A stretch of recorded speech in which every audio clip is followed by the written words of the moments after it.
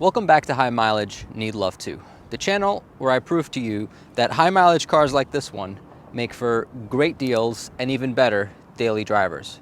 If you've been following the channel so far, you know that I've purchased and sold a couple of other vehicles over the past year, and this is yet another one. But it's different because I'm actually going to keep this one. And yet I feel like I've said that before. Anyway, what you see behind me is my 2009 Honda Element LX. It's got 214,000 miles, and I bought this car on Copart for $1,000. That's right, only $1,000. I found this 2009 Honda Element merely by coincidence, flipping through Copart, and I actually missed the first time it went through auction. Luckily for me, it was relisted, and for the next 4 auctions, I proceeded to bid and win this car 4 times before the seller finally decided to let me have it. I'll explain. On Copart, as a seller, when you list a vehicle, you can set a reserve price. And if the winning bid is below that reserve price, you don't have to sell the car. You can, however, make a counter offer to the winner and see if they'll pay whatever you'd like for them to pay. On this particular car, I won it the first time, and the seller wanted $2,000. Then I won it the second time, and he came down to $1,500. Then I won it a third time, and he went down to $13. And finally, the fourth time, he came down an enormous $50 and offered it to me for $1,250. I didn't respond. I left my bid at $1,000, and right before he had to make a decision of whether he was going to relist it or sell it for the 5th or 6th time, he decided to let me have it, and I won the car for $1,000 plus the Copart fees, which were roughly $400. So when I finally won the car, I decided to do a little bit of digging regarding its history. I had found that it was sold at an insurance auction with 214,074 miles, and now it was on Copart with 214,085 miles. So in the span of about a year, it only got 10 miles. Through my digging and research, I found that it was owned by a phone company up in New Hampshire. And if you can see, you can actually make out the letters, the ghost of the letters on the side of the door. It says Bay Ring Communications. And doing a little bit of backwards investigation, I found that that company is now called Lightpath or Lightstream. And what they do is they provide cable and phone service to New Hampshire and Maine. And it was owned by those guys up until about 2017 or 2018 when it was purchased through the insurance auction by this person named Tyler. Not to be confused with Tyler from Hoovie's Garage, however. And I guess there were some issues that Tyler couldn't fix, so he actually donated the car, and that's how it ended up on Copart, and that's how it got to me.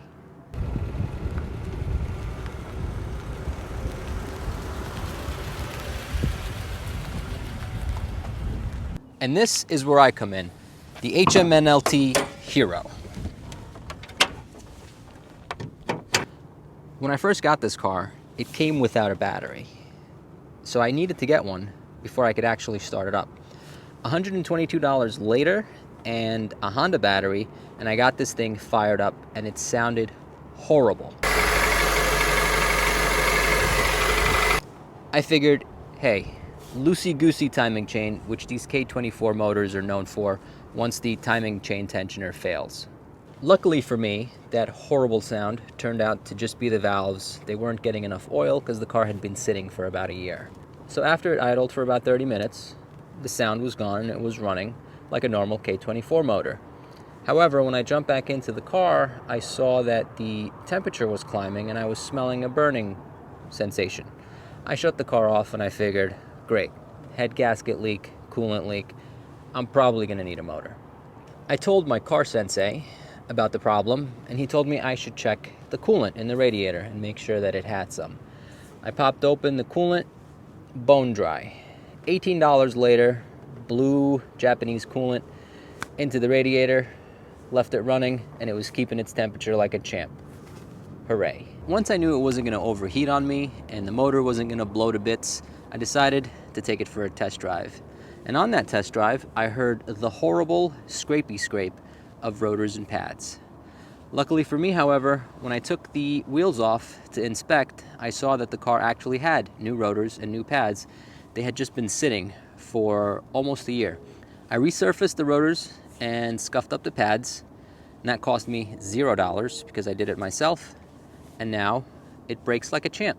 I noticed that there was an exhaust leak, and I had it diagnosed by the car sensei, and it turned out to be the post-cat gasket as well as the pre-cat gasket.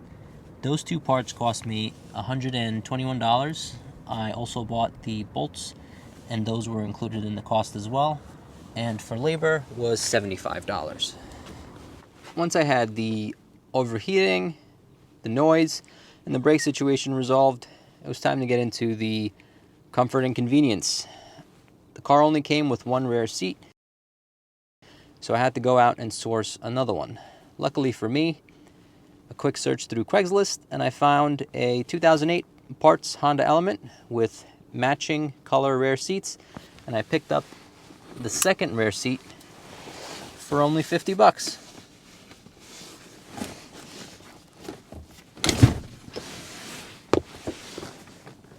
Ugh, man. This usually always gives me a little bit of trouble. Once I got the seat, it was time to do some baseline maintenance.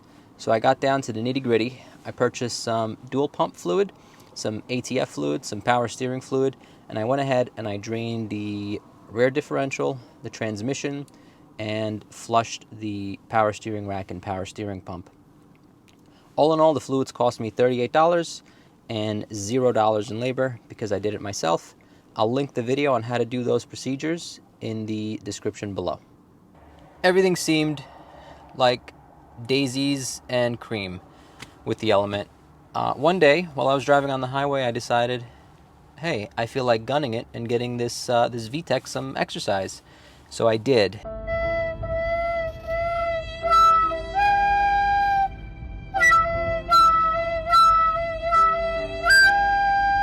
And when I did, I got a check engine light for a P2646 code.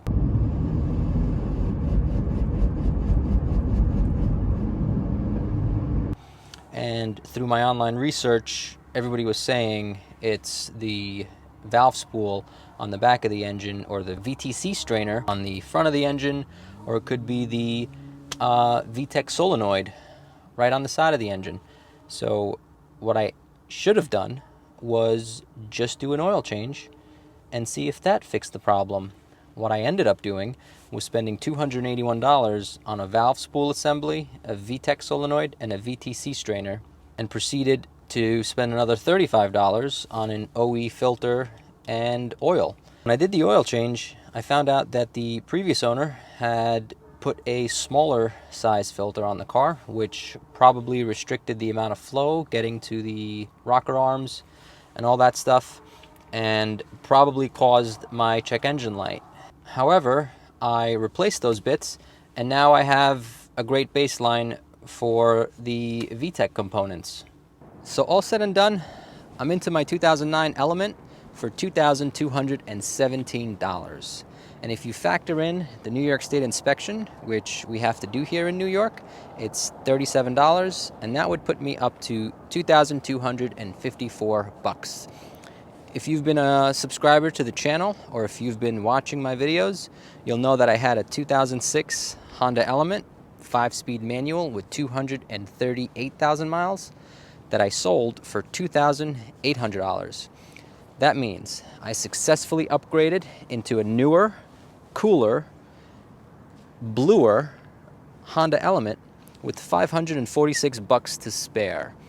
546 bucks that I will use to put a lift kit, an Aerogenics lift kit, and some beefier tires on this thing, and eventually, in the very distant future, a Gobi roof rack and tailgate ladder. So why do I like these Elements so much?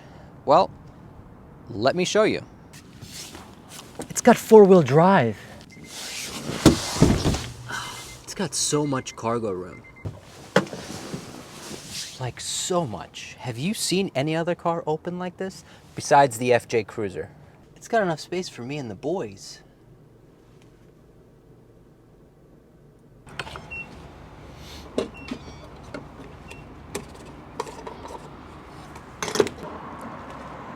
great on gas. So thank you for watching the video all the way to the end. If you haven't subscribed yet, you really should right now. Just click the subscribe button, make sure the bell notification is turned on so you're aware of when I get new videos. You can check me out on Instagram. It's at HMNLT_. And I also have a Patreon that I'm using to fund for better camera equipment. I'm using my iPhone and a $120 microphone that I picked up at Best Buy, which is working, but I've got this big old lump on my chest that I feel a little awkward about. And if you want to donate there, whatever you can helps. If not, just subscribing helps me out greatly. It's getting me to my goal of 1,000 subscribers so I can stick it to YouTube and get a couple of bucks. Thanks for watching. I hope you enjoyed the video. And as always, remember that high mileage cars need love too. Do I look silly with my huge freaking thing on my chest? Is it making noise when I move? Is it making noise when I move? Is it making noise when I move? I am all alone out here. There's a police officer in the corner watching me look like a crazy person.